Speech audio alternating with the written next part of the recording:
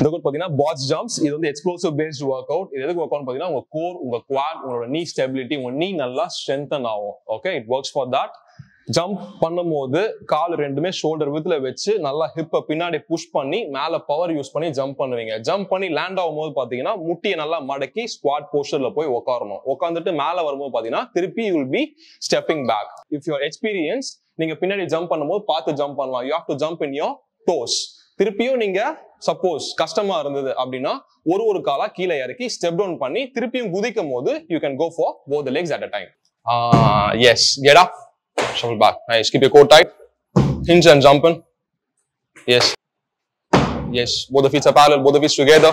Even I can try பண்ணுங்க. Perfect one. Yes, soft knees, be careful. Yes, come on, just try to swing your arms, breathe out. Yes.